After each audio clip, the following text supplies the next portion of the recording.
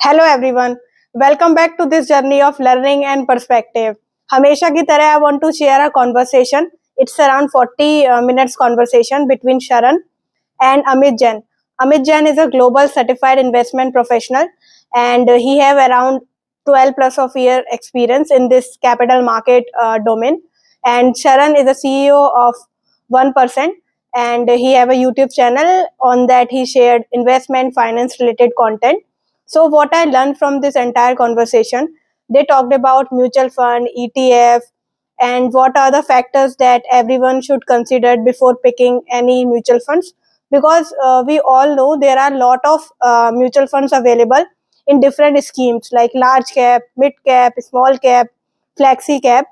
So age around 25 to 30 years, our allocation of mutual fund in the scheme is 70% in mid cap, small cap schemes and remaining 30% in mutual fund large cap schemes. हम early stage में होते हैं तो हम risk ज्यादा ले सकते हैं.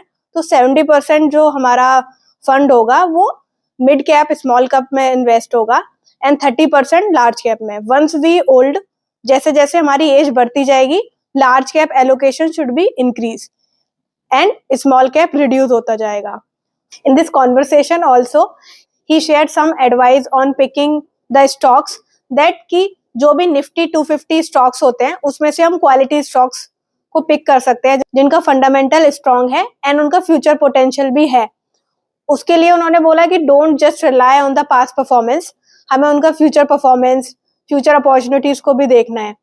Then he also talked about ETF. ETF के भी बहुत सारे टाइप्स होते हैं, इंडस्ट्री स्पेसिफिक ETF जो कि कुछ स्पेसिफिक इंडस्ट्रीज में लाइक AI, बैंक्स, NBFC उसमें इन्वेस्ट करते हैं एंड ग्लोबल ETFs भी होते हैं, तो is also a good option.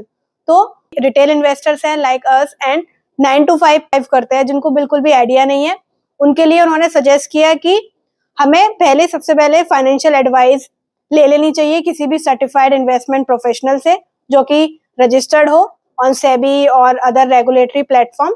And second thing, अगर हम बिल्कुल सेफ जाते हैं, हमें बिल्कुल भी रिस्क नहीं चाहिए, तो हम एक पोर्टफोलियो क्रिएट कर सकते हैं.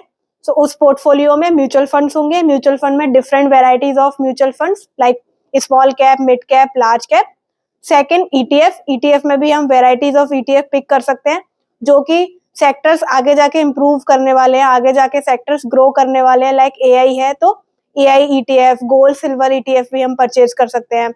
एंड स्टॉक्स में भी quality stocks based on Nifty 250 index stocks. Nifty 250 stocks में से हम कुछ क्वालिटी स्टॉक्स पिक कर सकते हैं जिसका फंडामेंटल्स अच्छा हो, बट हमें ओनली हिस्ट्री के बेसिस पे don't be just rely on the history और the past performance of this stocks, हमें फ्यूचर पोटेंशियल भी देखना है. तो हमारे पोर्टफोलियो में म्यूचुअल फंड्स भी होगा, डायरेक्ट स्टॉक्स भी होंगे एंड ETF होगा, तो एक अच्छा पोर्टफोलियो हम बिल्ड कर सकते हैं. These are my takeaways from this entire conversation. So keep learning, keep investing, अपना इन्वेस्टमेंट जर्नी स्टार्ट कीजिए so that हम फाइनेंशियली फ्री हो सके. Thank you for watching. Thank you for your time and attention. See you in the next one.